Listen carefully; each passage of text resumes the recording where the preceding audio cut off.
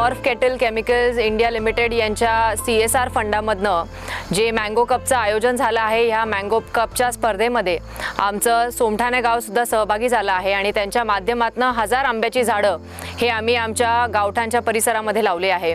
अतिशय उत्कृष्ट संकल्पना खरं तर ह्या संस्थेने यांच्या CSRच्या माध्यमातून राबवली आहे। आजकाल आपण वृक्ष लागवड करावी असं प्रत्येकाला प्रवृत्त करत असतो, मात्र अनेक वेळा प्रत्येकजण वृक्ष घेणं किंवा कोणतं वृक्ष लावणं हे सुद्धा त्याचं ज्ञान हे त्यांना पूर्णपणे नसतं। अशा माध्यमातून ही संस्था पुढे येऊन फक्त वृक्षच देत नाही, पण लागवडीलाही आपल्याला चांगल्या पद्धतीने मदत करते आणि भविष्य काळामध्ये हे आंब्याची झाडं कशा पद्धतीने टिकावी याच्यासाठी सुद्धा पूर्णपणे सहभाग करते आणि त्याच्यामुळे फक्त वृक्ष लागवड नाही तर वृक्ष जगवण्यामध्ये सुद्धा एक मोठा हात या संस्थेचा आहे।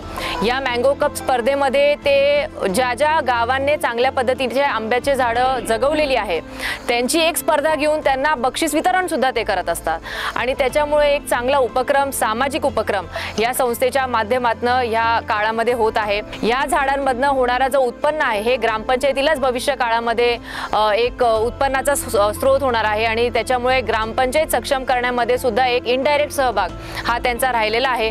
मी या संस्थेचं आणि त्यांच्या पूर्ण टीमचं मनापासून खूप खूप आभार मानते। असंच चांगलं कार्य हे आपल्याकडनं घडत राहो आणि आमचा सहभाग निश्चितपणे या कामासाठी आपल्याबरोबर राहीलच अशी देखील ग्वाही देते।